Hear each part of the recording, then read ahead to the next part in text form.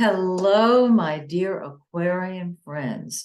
This is Maxine Taylor, America's first licensed astrologer, and I have your beautiful forecast in front of me. I'm going to give it to you in just a second, but I've got to share this. Here's my new book. It's called It's in the Cards. This is a card reading technique using regular playing cards that is so accurate. It's amazing. I learned about this from a dear friend of mine who's no longer with us. Her name was Carolyn Dodson, and she was another astrologer. And I'm not sure where she got the technique from, but she wrote a little booklet on it that was very, very helpful. And that's how she and I became friends. Uh, I invited her to come stay at my house. I'd never met her before. And we had the most wonderful time and a long lasting friendship. And as she moved away from astrology and turned to her next career, which was artist, where she painted magnificent murals, she turned the card reading over to me, basically. And of course, I grabbed that ball and ran with it. And so this book is written in honor of Carolyn Dodson. And I hope you enjoy it. I hope you do not have to know anything about astrology. It's not, you're not reading this as an astrologer unless you are one, in which case, great. It will give you all kinds of information, but it is not a requirement that you know anything about astrology. It's all in here. So the first part of the book is the technique she used. The second part of the book is how I modified it to work for me. And I'm encouraging you in my part of the book, of course, to find what works for you and use it to help the world. Now, the other announcement I want to make is that on March 2nd, I'm starting my intermediate classes on chart interpretation. And if you're interested, it's a virtual class, so we've still got some room, right? Just go to my website, MaxineTaylor.com, and shoot me an email. Send me your phone number if you're in the United States. If you're not, don't worry about that. But all of you, give me your email. I'll get back in touch with you and explain the details. All right, let us talk about your wonderful forecast, Aquarius. Aquarius rules astrology. And so I have a feeling of the kindred spirit when I do the Aquarius forecast. So let's start with Mercury, the planet of communication. It's what you think about and talk about. It's in your first house, so you're thinking about yourself and talking about yourself. Although Aquarians are not necessarily talkative people per se, they're thinkers. And you march to your own drummer. And so your ideas are going to be unique, and I certainly hope you'll share them with the rest of the planet. On the 2nd of March, Mercury, what we think about and talk about, moves into your second house of money. And whatever you think about and talk about, you create. And so you can create more money. That's not the only thing I'm going to say about this second house. So this is super. Now, on the 19th, Mercury moves into the third house, which is the house it normally rules. And you are talking up a storm. You're thinking up a storm. You are sharing your ideas. This is a month where you have the opportunity to open people's eyes, to share your ideas.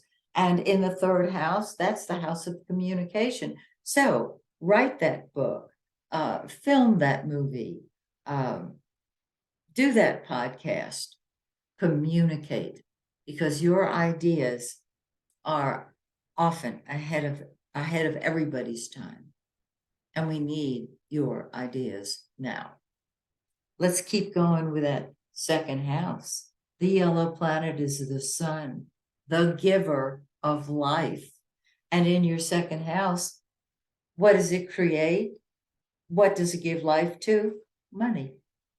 And so this is yet another month where you can create a bunch of money.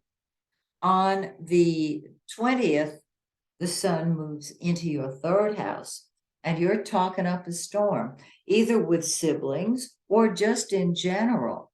And my suggestion is that you share your ideas with people who are interested in what you have to say, because you have some wonderful ideas. Create the money and write about it in a book. There you go. Now, Venus is the pink planet, and Venus is love and money and beauty, and it's in your third house of ideas.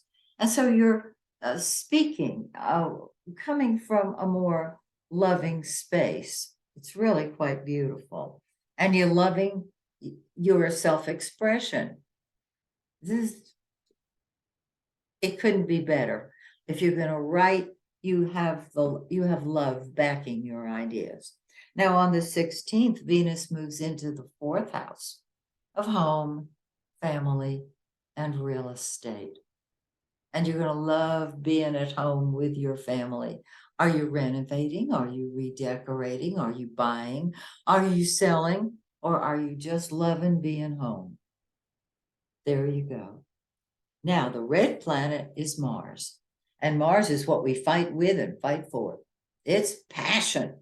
It's in your fifth house of fun and games. So if you have children, they're going to want to put themselves first, because wherever Mars is, that's what you put first. You put your children first because they're putting themselves first. Cool. This is also the house of fun and games. It's time to party. Big time. Big time. Sports can come into the picture because passion is behind Mars. It's wonderful. And so what you are looking for is a release for your passion.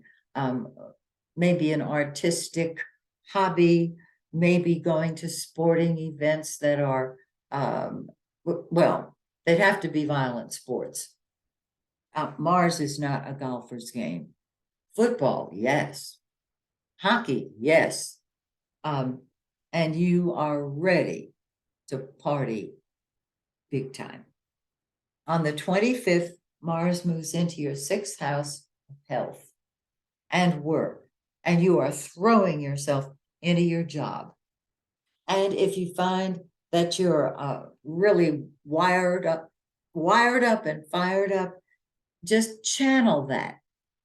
Go to the gym, work out, but definitely throw yourself into your job. Now, the full moon, I need my glasses for this. The full moon is on the 7th in 16 degrees of Virgo. It's in your 8th house of secrets and other people's money and transformation. And so secrets can come to light with this full moon. This is also a very powerful house for transformation.